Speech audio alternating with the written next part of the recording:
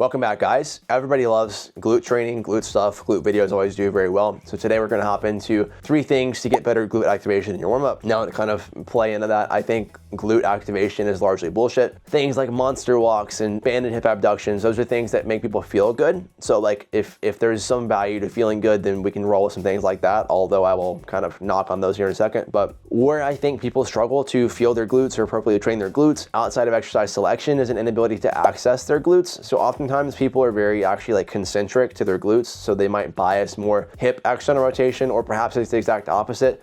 They're biasing more hip internal rotation, so they're kind of biasing this lengthened glute or shortened glute in terms of external rotation. So what can we do?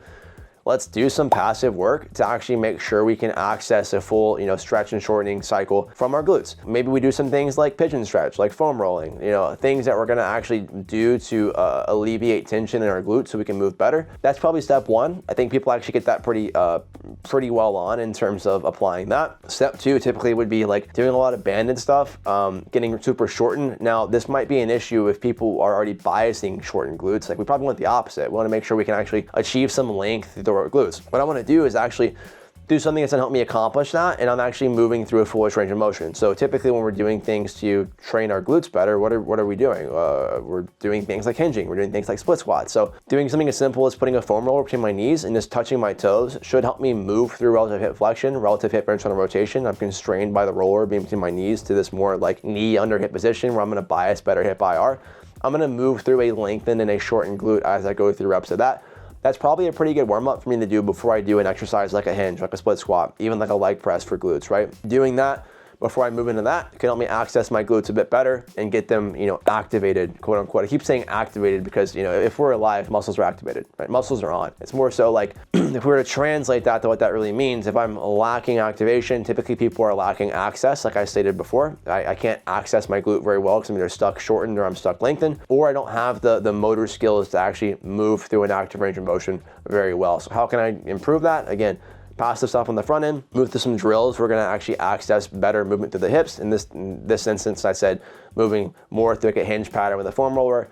It could be doing like, I love doing these little wall strider things where I lean against the wall from like a sprinting position or from the side position, and I kind of move through the hips in the frontal and in the sagittal plane. We obviously have the knee joint and ankle joint being worked there as well. But just getting the hips moving through a full range of motion should help me express that better when I get into exercises that I'm trying to do to train my glutes better. Step 3 would be just giving yourself feedback. So like, does this stuff make me feel better? Does it improve my performance or for your client? If it does, then sweet. Let's keep doing that. We should be getting better results in terms of, how we're feeling our glutes, for what that's worth, and not mainly how we're performing and how we're progressing stimulus in terms of actual exercise. If we have to throw in something that like might be a little bit eye-washy, if I personally love doing banded stuff or my client loves doing banded stuff or whatever drills that I don't think necessarily contribute to step 1 or step 2, if I need to throw that in as kind of a cherry on top, that's fine.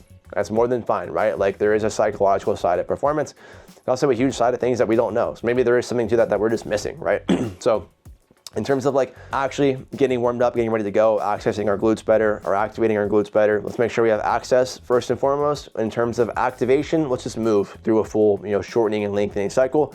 If we're actually making sure we have the ability to get there, we have the ability to move through it. We pair that now with our actual exercises to challenge or train our glutes. That should be the recipe, right? That's all we really need from a hypertrophy standpoint, strength standpoint, whatever we're training our glutes for, even if it's like a rehab standpoint. That's kind of the recipe right there. So hopefully that makes sense. I can throw in some more examples down the road. If you guys like that video, please do me a huge favor and press the subscribe button below. If this is helpful to a friend or a family member, please just share this link with them. Helps me out a ton, and we will talk soon, guys. Thanks.